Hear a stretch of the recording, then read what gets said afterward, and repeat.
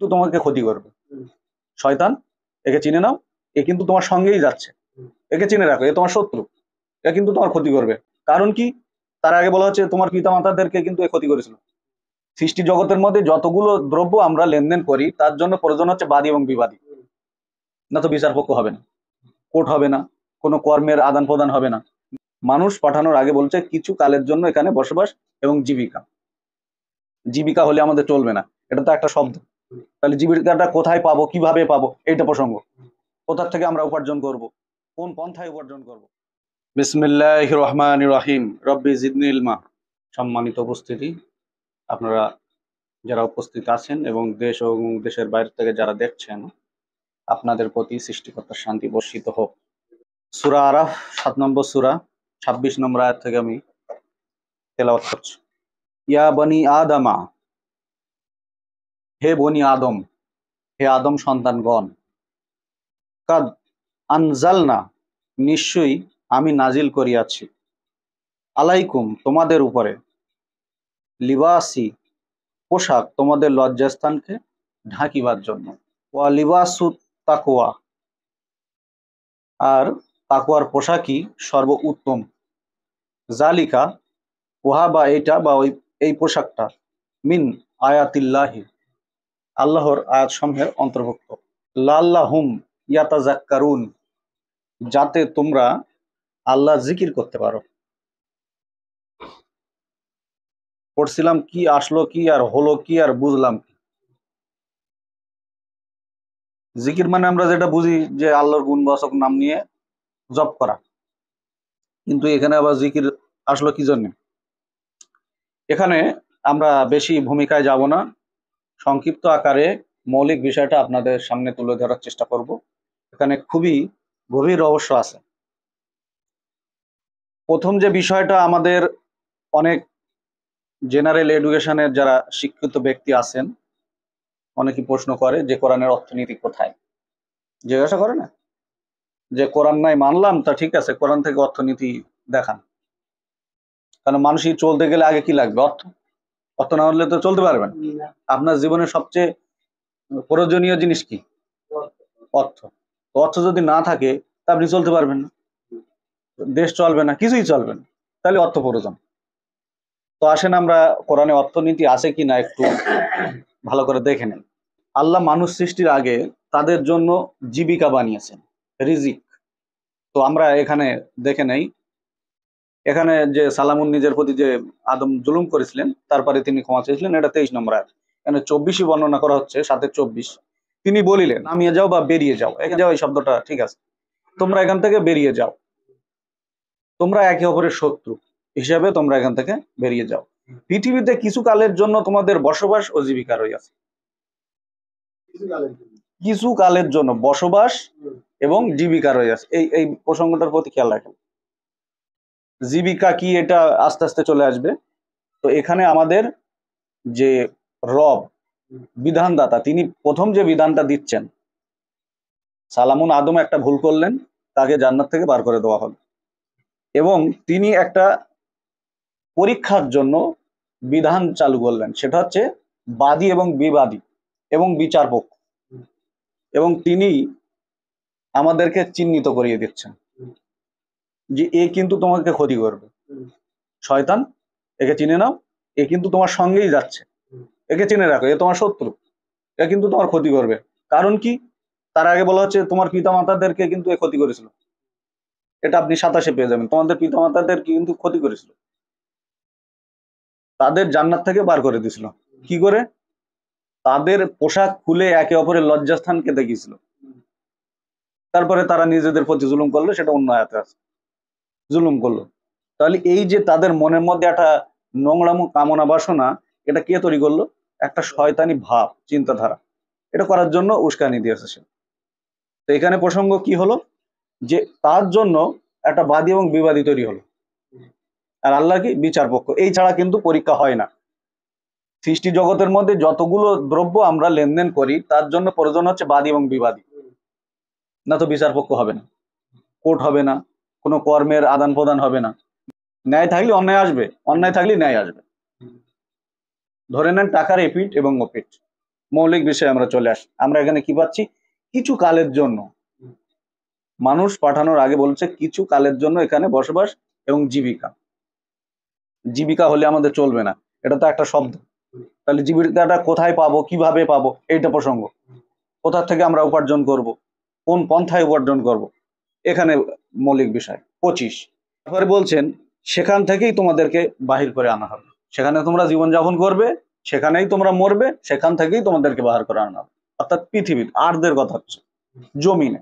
এই জমিনে তোমরা জীবনযাপন করবে, এখানেই মরবে, এখান থেকেই আমি আবার বার করবো, আল্লাহ বলছেন।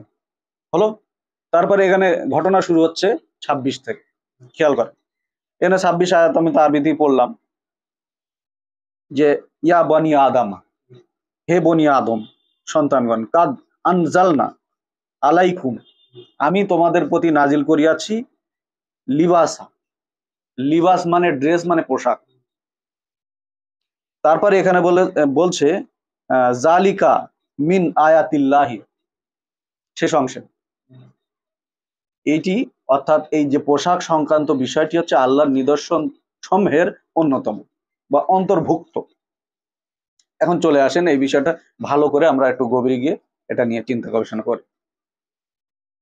মানুষ কিন্তু একটা প্রাণী, যেমন অন্য সব প্রাণী আছে তাদের মধ্যে মনুষ্য জাতি একটা প্রাণী। এই মনুষ্য জাতিকে মমিন, মোত্তাকি, সদিকিন বহু কিছু হবার আল্লাহ তালিকা দিয়েছেন। সর্বপ্রথমে এসছে জালিকাল কিতাবুল লা রাইবা ফিহি হুদাল লিল মুত্তাকিন, মোত্তাকি হবার কথা সর্বপ্রথম এসছে, মোত্তাকি। তারপরে মমিন, তারপরে সদিকিন, উলিল আলবাব, আরো অনেকগুলো বিষয় আশায় চলে আসছে। তো এখানে মানুষের মধ্যে কিন্তু ওই ডিগ্রিগুলো নাই, একটা মানব বডি স্ট্রাকচার।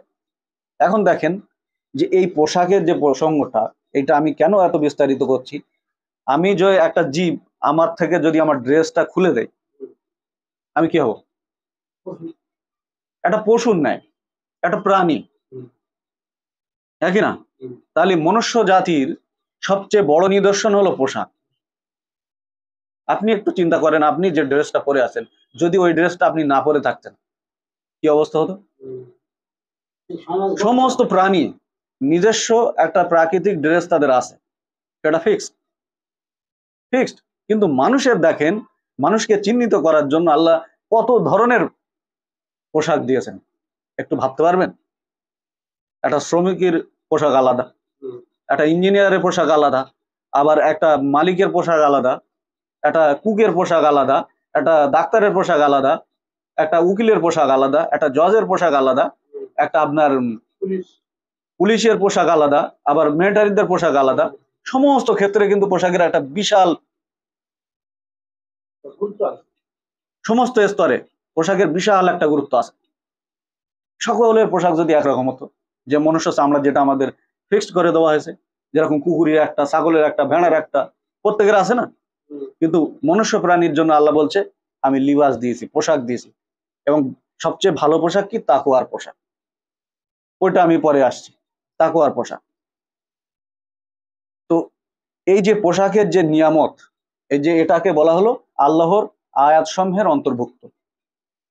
খেয়াল করেন, নিদর্শন সমূহের অন্তর্ভুক্ত। আয়াত আরবি শব্দ বাংলায় বললি নিদর্শন, নিদর্শন এক। এখানে আমি যতটুকু কোরআন থেকে উপলব্ধি করি, আয়াত দুই প্রকারের। এক হচ্ছে থিওরিক্যাল আয়াত, যেটা আল্লাহর কেতাবে লিপিবদ্ধ আছে, যেটা আল্লাহর কেতাবে থিওরিক্যাল জমা আছে। আর আরেক হলো বিশ্ব আয়াত। এই বিশ্ব আয়াত যেটা, সেটা হচ্ছে বাস্তবিক আয়াত। এখানে থিওরিক্যাল লেখা আছে, আর এটা হচ্ছে বাস্তবিক আয়াত। এই যে পোশাক, এই পোশাক এখন এক প্রকারের না। এই পোশাক, এই পোশাক কি এক প্রকারের? এখানে আয়াত সমূহের অন্তর্ভুক্ত, অর্থাৎ বহু বচন। এখন দেখেন পোশাক তো আমরা সেই পৃথিবীর শুরু থেকেই পোশাক তৈরি হচ্ছে, কিয়ামত পর্যন্ত যতগুলি পোশাক তৈরি হবে, কি একটাই শব্দ ব্যবহৃত হবে, নিদর্শন। যে জিনিস ছিল না তার দর্শন পাওয়া, তার দেখা পাওয়া, নাকি না? কত হাজার কোটি হতে পারে, কোনো কুল কিনারা আছে, কোনো হিসাব লাগানো যাবে? কত ধরনের ড্রেস হতে পারে, এ কত বড় একটা নিদর্শন। তাহলে আমাদের যে রুজি রোজগার কোথা থেকে আসবে? কিন্তু বাংলাদেশের মূল আর কি উপার্জন সোর্স হলো পোশাক, ড্রেস। একটা দেশ চলছে পোশাকের উপরে, চিন্তা করেন তো। সেখানে 18 থেকে 22 কোটি মানুষ ওই পোশাকের উপরেই চলে। এবার শুধু একটা দেশ না, ভারত আরো এরকম অসংখ্য দেশ আছে যারা পোশাকের উপরে নির্ভর করে তাদের জীবিকা সরবরাহ হচ্ছে। দেখেন, আপনি একটা ড্রেস কদিন পরতে পারবেন? আমি তো আজকে পরে সেই ড্রেস কালকে পরতে পারি না। তাহলে পোশাকের গুরুত্ব কতটা। অর্থাৎ মানুষকে সাজানোর জন্য আল্লাহ পোশাক তৈরি করেছেন। এখন বিষয়টা হচ্ছে যে এই তাকওয়ার পোশাক, এখানে একটা কথা না ছেড়ে গেলি, তাকওয়ার পোশাক কি? তাকওয়ার পোশাক হলো স্থান কাল পাত্রের সঙ্গে, যে স্থানে যেমন ধরনের পোশাক প্রয়োজন সেই ধরনের, কিন্তু অশ্লীল পোশাককে বা অশ্লীল কাজকে আল্লাহ প্রশ্রয় দেননি। খেয়াল করতে হবে। মনে করেন যে আপনি একজন শ্রমিক, সেখানে যে ধরনের পোশাক প্রয়োজন সেই ধরনের ড্রেস আপনি পরবেন। আপনি একজন ডাক্তার, তো আপনি যখন অপারেশন থিয়েটারে গিয়েছেন যে ধরনের পোশাক প্রয়োজন সেই ধরনের পরবেন। দেখা যাচ্ছে সেখানে মুখ ঢেকতে হতে পারে, চুল ঢেকতে হতে পারে, যে ধরনের প্রয়োজন সে ধরনের পরবেন। এখন দেখা যাচ্ছে আপনি মরুভূমিতে আছেন, সেখানে আরেক ধরনের ড্রেস। আপনি দেখা যাচ্ছে একেবারে আপনি আলাস্কায় আছেন, কাশ্মীরি আছেন, তো সেখানকার জন্য আবার আলাদা ড্রেস। আপনি মেনশন করে দিতে পারবেন না, আপনি ঠিক করে দিতে পারবেন না যে এইটাই নির্দিষ্ট আল্লাহ রসুল পড়তে হবে সবাই। এটা না, এটা স্থান কাল পাত্রের উপরে, যে যে যেমন ধরনের অবস্থানে আছে সেই ধরনের সে ড্রেস গ্রহণ করবে, কিন্তু সে সতর্কতা অবলম্বন করবে এবং আল্লাহর প্রতি সে ভয় রাখবে যে এই পোশাক যেন অন্যের ক্ষতির কারণ না হয়। যেমন দেখা যাচ্ছে আমাদের ইসলাম শরিয়ার মধ্যে যে তাকওয়া বলে এমন ঢাকা ঢেকে দিয়ে গেছে মুখেও দেখা যায় না। আবার আপনি ইউরোপ আমেরিকায় চলে যান, আবার এমন খোলা খুলেছে যে আর কিছুই বাকি রাখেন। এটা তো মানেন, ইউরোপ আমেরিকায় এমন খোলা খুলেছে যে কোনো কিছুই বাকি রাখেনি দেখতে। আপনি কল্পনা করতে পারবেন? আমার যেসব বন্ধুরা ওখানে আছে, তো তাদের কাছে বিষয়গুলো আমি অনেক কিছু শুনি, আর তার আগেও আমি অনুভব করি যে ওই দিকের মানুষের চিন্তা ভাবনা কেমন, ইতিহাস থেকে আমি যতটুকু অনুভব করি। তো সেখানে মানুষ এখানকার মানুষের চাইতে অনেক মানবতা আছে। আবার এখানে যেটা আছে ওখানে সেটা নাই। ভালো করে খেয়াল করবেন বিষয়গুলো। সেখানে কেউ চুরি করে না সহজে, মিথ্যা বলে না, কাউকে ধোকা দেয় না, এইগুলো তারা খুব গুরুত্বের সঙ্গে পালন করে। চীন, জাপান, ইউরোপে, আমেরিকায়, অন্যান্য রাষ্ট্রে এগুলো খুবই গুরুত্ব দেয়, খেয়াল করবেন। আবার সৌদি আরব বা যতগুলো মুসলিম কান্ট্রিতে এই প্রসঙ্গগুলো আবার আসছে, তো এখানে এরা কিন্তু এই বিষয়গুলি খুবই গুরুত্ব দেয়। কিন্তু তারা যে অশ্লীল কাজ করে এই প্রতি তাদের স্কুলেও কোনো পড়ানো হয় না, এবং স্কুল থেকেও তাদের কোনো গাইডলাইন্স দেওয়া হয় না, পথ নির্দেশনা দেওয়া হয় না। বঞ্চ আমার যেসব বন্ধুরা ওখানে আছে বলছে ক্লাস 5-এ অর্থাৎ হাই স্কুলে চলে গেলে আপনারা বাথরুমের বক্স থাকে, বিভিন্ন কিছু থাকে বক্সে, আয়না থাকে, বিভিন্ন কিছু থাকে, তো সেই বক্সে স্কুলের তরফ থেকে কন্ডম দেওয়া থাকে সেখানে যৌন মিলন করার জন্য, কিন্তু জোর জবরদস্তি না। যেরকম একটা প্রাণী আরেকটা প্রাণীর সঙ্গে ইচ্ছা হলেই তারা একেবারে সঙ্গম করে, ঠিক একইভাবে আপনি ভাবতে পারছেন এখানে যে তা মাতার যে একটা সম্পর্ক, একটা সন্তানের সঙ্গে যে একটা সম্পর্ক, একটা মুসলিম কান্ট্রিতে একটা ইসলাম শরিয়ার মধ্যে একটা যে সম্পর্ক, গভীর সম্পর্ক না? সন্তান কোথায় গিয়েছে সে খোঁজ নেবে না, রাত্রি কেন বাড়াইছেনি, কিন্তু কার সন্তান কোথায় শুচ্ছে, কার মা কোথায় আছে, ইউরোপ আমেরিকায় ওইসব কোনো চেতনা নেই। পিতার সঙ্গে কবে দেখা হয়েছিল, আম্মার সঙ্গে কবে দেখা হয়েছিল, কোনো খবর নাই,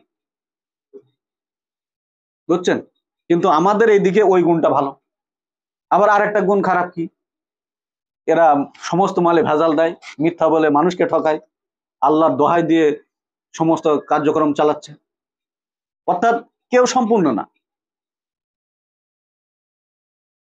একটা হচ্ছে ওই ধার্মিক এডুকেশনের উপরে গড়ে উঠেছে, যে পুজো প্রার্থনা এবাদত এইগুলোর প্রতি এরা খুব জোর দেয়।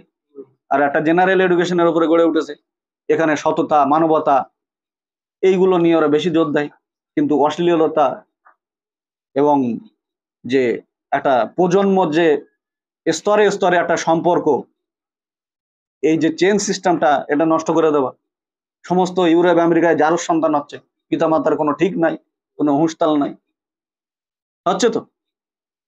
এইগুলো আপনি খোঁজ নিয়ে দেখেন, বাপের ঠিক নাই, যারও সন্তান। এখানে কি বলে যারও সন্তান, কেউ যদি ওরকম বার হয় এদিকে, তা তো বেঁচে থাকাই দুষ্কার হয়ে যাবে। আর ওইদিকে প্রত্যেক বাড়ি বাড়ি তো এরকম, কি কার সন্তান আপনি খুঁজেই পাবেন না। হ্যাঁ, ও দেখভাল, ওই সরকারের পক্ষ থেকে বিভিন্ন অনুদান আছে, বিভিন্ন টাকা আছে। এখানে যেমন মনে করেন যে একটা কুকুরি বাচ্চা কে দেখে, কে দেখে, কিভাবে বড় হয়, ঠিক একই সিস্টেম। যেমন একটা কুকুর, তার মা যেমন ভাবে তার দুধ পান করিয়ে একেবারে যেই দুধ ছেড়ে দিল তারে ছেড়ে দিল, তারপরে সে যা করতে পারে করতে পারে, একই জিনিস, সেম।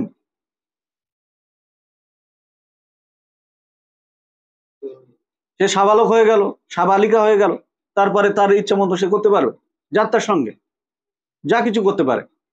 আপনি যদি তার আটকান, আপনি পিতা হোক আর মাতা হোক, আপনি যদি আটকান, আপনার উপরে কারবাই হবে, পুলিশ কেস হবে, সে থানায় কোর্টে যেতে পারে।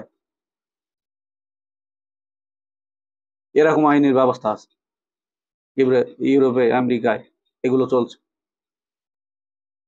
আপনি আপনার পুত্রের উপরে জোর জবরদস্তি করতে পারবেন না। যেমন ইন্ডিয়ায় চলে, অন্য অন্য মুসলিম কান্ট্রিতে চলে, ওখানে আপনি পারবেন না। সে স্বাধীন, স্বাধীন বলে একবার সে যা কিছু করতে পারে।